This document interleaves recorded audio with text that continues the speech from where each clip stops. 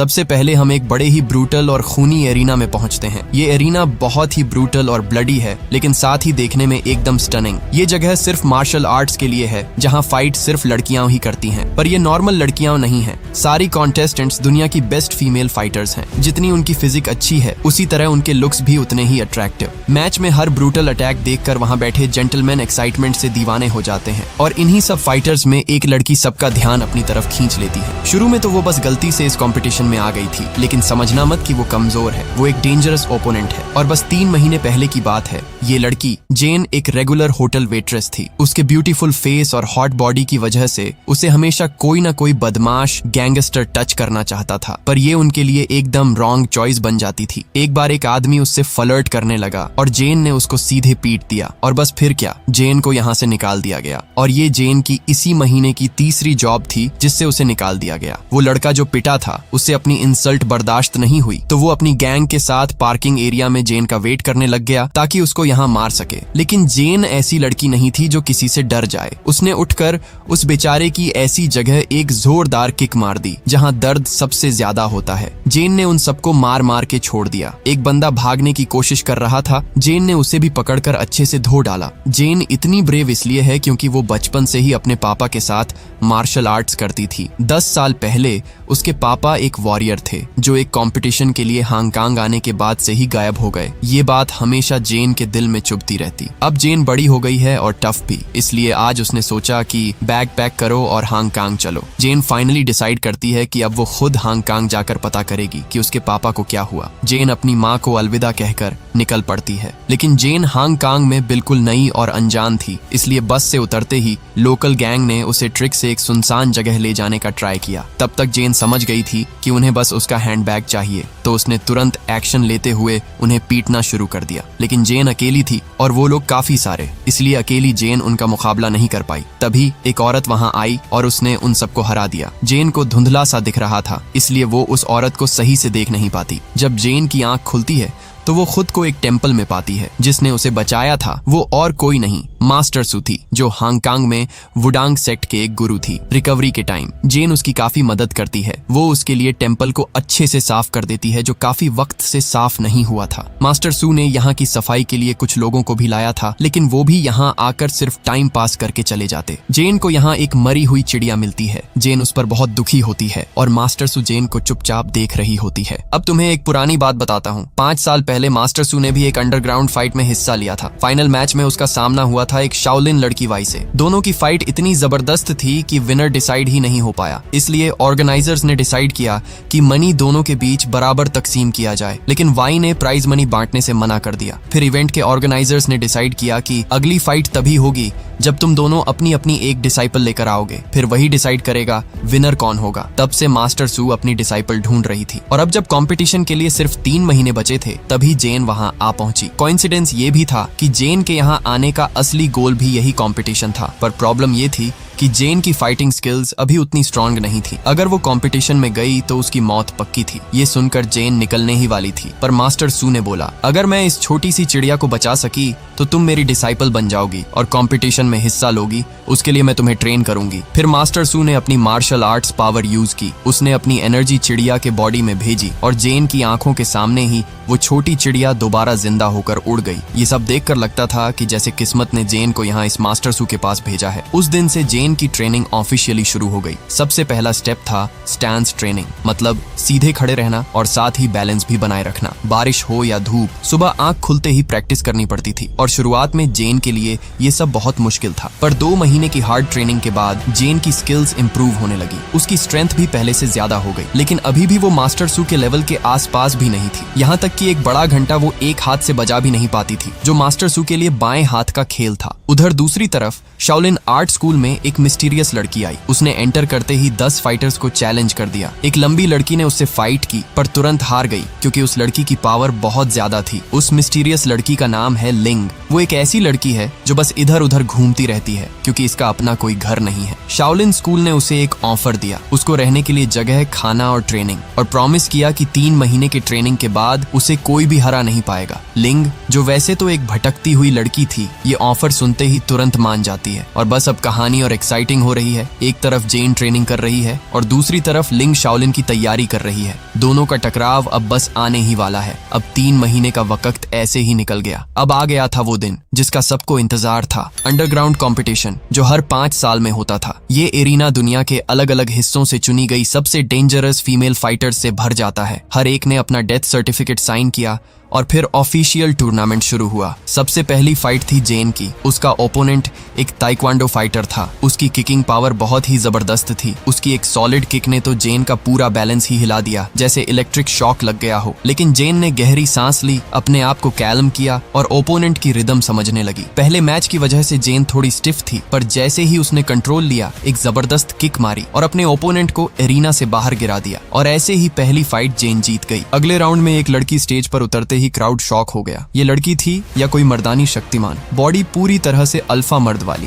लेकिन उसकी ओपोनेंट है एक सिंपल सी काम लुकिंग लड़की। सबको लगा ये इजीली हार जाएगी, पर एक ही पंच में उसने उस बड़ी फाइटर को गिराकर सबको शॉक कर दिया। एरिना में हर फाइट अपना अलग ही रंग दिखाने लगी। हर कोई अपनी स्पेशल स्किल के साथ फाइट कर रही थी। इसी वक्त जेन को सच में समझ आया कि एरिना का टेंशन कितना ज्यादा है, और सबसे ज्यादा डर जेन को तब लगा जब एक खतरनाक फाइटर स्वेटा रिंग में आई। वो इतनी क्रूएल थी कि ओपोनेंट ऑलरेडी गिर गया था, पर फिर भी उसने मारना बंद नहीं किया। उसने ओपोनेंट का सिर पकड़कर ब्रूटल पंचेस मार मार कर उसको खत्म कर दिया। और आज का लास्ट मैच था लिंग का, जो शाओलिन को रिप्रेजेंट कर रही थी। उसकी ओपोनेंट थी एक इजरायली फाइटर। लिंग ने अपनी असली फाइटिंग स्किल्स दिखाई और उस इजरायली लड़की को एरिना से बाहर फेंक दिया, और ऐसे पहला राउंड उसने जीत लिया। विनर्स को थोड़ा रेस्ट दिया गया, लेकिन जेन ने रेस्ट करने के बजाय एक और काम करना था। उसने पहले जिन लोगों से अपना वॉलेट खो दिया था, उन्हें ढूंढ निकालने की सोची। अपने सीखे गए मार्शल आर्ट्स मूव्स यूज करके उसने उन्हें पीट दिया और अपने फादर का फोटो वापस ले लिया। पर प्रॉब्लम ये थी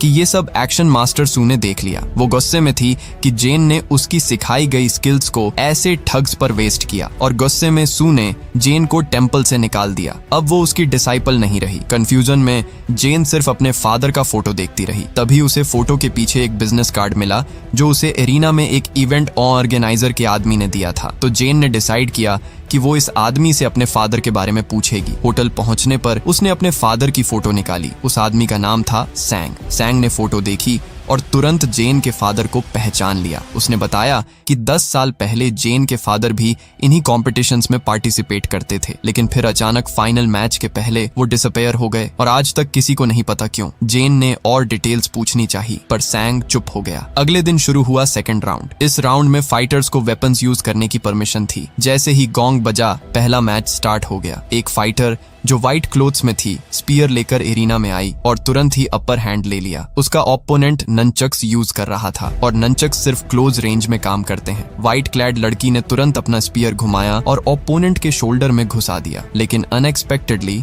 उस ओपोनेंट ने अपनी डिसएडवांटेज को एडवांटेज बना लिया और एक जबरदस्त किक मार के व्हाइट क्लैड लड़की को बाउंड्री के बाहर उड़ा दिया। अब कहानी और भी गर्म हो गई है। एक तरफ जेन अपनी डिसाइपल वाली जगह खो चुकी है और दूसरी तरफ कंपटीशन और भी ज्यादा इंटेंस होता जा रहा है। अब आती है जेन की बारी। उसका ओपोनेंट एक बड़ी सी तलवार लेकर आया। जेन ने भी उसी रेंज की स्वॉर्ड चुन ली। दोनों सीधा एक दूसरे की तरफ दौड़ पड़े, लेकिन ओपोनेंट ज्यादा पावरफुल थी, इसलिए थोड़ी देर में जेन डिसएडवांटेज में आ गई। फिर भी उसने अपने ओपोनेंट के तेज अटैक्स का फायदा उठाया और एक ओपनिंग पकड़ के उसकी बैक पर स्लैश मार दिया। उसके बाद जेन ने तुरंत अगला मूव लगाया और ओपोनेंट को कंट्रोल में कर लिया। अब उसने उसे काउंटर करने का कोई चांस नहीं दिया, पर यहाँ ओपोनेंट उसके हाथ की तलवार तोड़ देती है। तभी जेन थोड़ी कंफ्यूज थी कि अब मैं क्या करूं। तब उसे एक जोर का किक पेट में लगता है। ओपोनेंट फाइनल स्ट्राइक करने ही वाली थी कि जेन ने जल्दी से उसकी टूटी हुई स्वॉर्ड का हिल्ट उठाया और सीधा उसके सिर पर फेंक दिया। उससे वो बेहोश हो गई। ऐसे करके जेन मुश्किल से बच गई